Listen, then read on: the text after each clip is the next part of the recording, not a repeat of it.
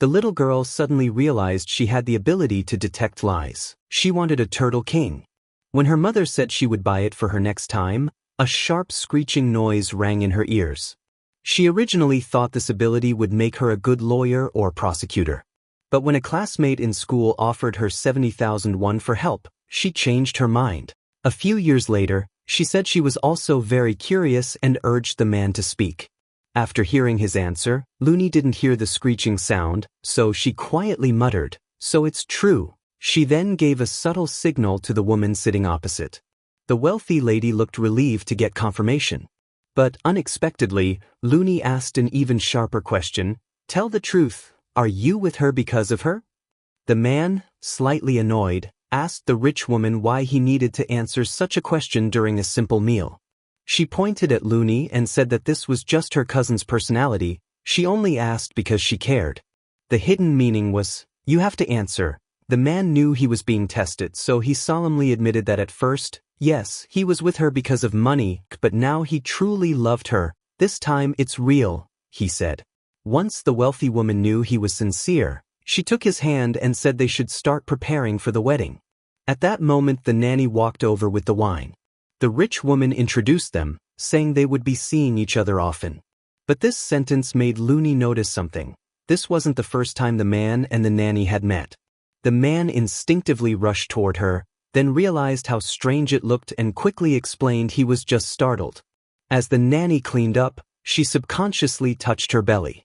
Looney noticed this detail and asked if she was pregnant. In front of her, lies were useless.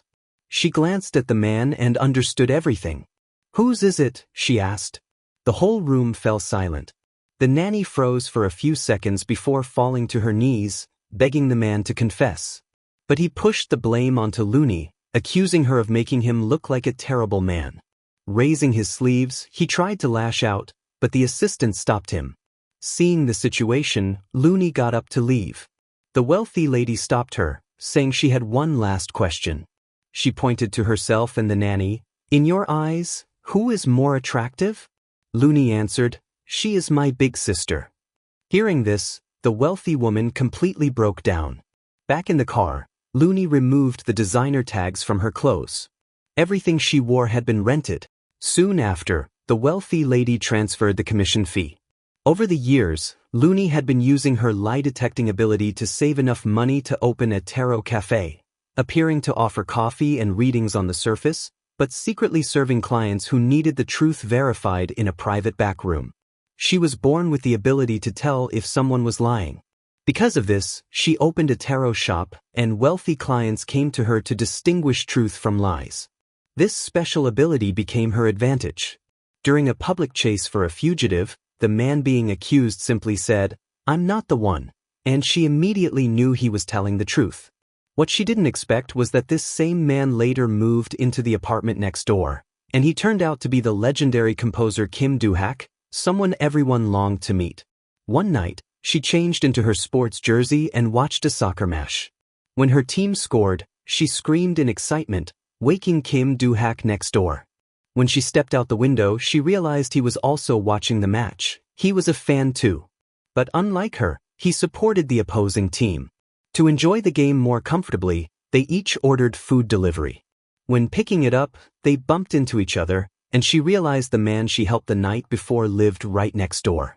But she wondered why he kept wearing a mask. The lawyer prepared to enjoy her meal, but discovered her delivery had been sent next door. Kim Do-hak noticed the same mistake. As he was thinking of how to explain, the lawyer knocked first.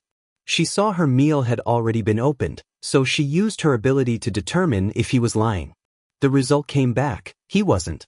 Because they supported opposite teams, one was cheering while the other was mourning throughout the game. The next day, Kim Do-hak called movers to redecorate his place. While she waited in the car, the lawyer approached and deliberately asked a question. Just then the assistant arrived. Before getting into the car, the assistant noticed Kim Do-hak's vehicle. He was a die-hard fan of his, so he recognized that Kim Do-hak owned this exact model of sports car. He took out his phone to snap a picture, but it slipped from his hand and fell onto the car, leaving a dent. Seeing this, Kim Do-hak walked out helplessly. He had moved here hoping to live quietly, So he didn't hold the man responsible. He simply told them to leave quickly. Only then did the lawyer realize that the person sitting inside the luxury car was actually his neighbor. After the lawyer left, Kim Do-hak's friend, Representative Joe, came to see him. Shawin's secret meeting with Kim Do-hak had been discovered by another composer, a man who had always been curious about who Kim Do-hak really was. Wanting to meet him, he tricked Representative Joe into revealing that Shawin and Kim Do-hak had spent time together privately. He even recorded the conversation. Now that he had evidence, he threatened Joe. He wanted a chance to meet Kim Do-hak, or else he would make everything public. Feeling pressured, Representative Joe approached Kim Do-hak. After hearing the situation, he immediately refused. Seeing this, Joe had no choice but to find a stand-in to fool the man. What they didn't know was that the man, wanting to confirm whether the person he met was the real Kim Do-hak, secretly went to find the lie-detecting lawyer. He hid him inside a private room to determine truth from lies. That day, the young lawyer received another commission from a wealthy lady. What she didn't expect was that she had to climb a mountain with her. The lady wanted to evaluate land for development. As they struggled uphill, a small deer suddenly appeared. The lady was immediately enchanted by it. But when Shuaishi looked closely, she realized something was wrong. Is this a green belt? She muttered. Green belt? What is that sound? That's acting. That's the company's.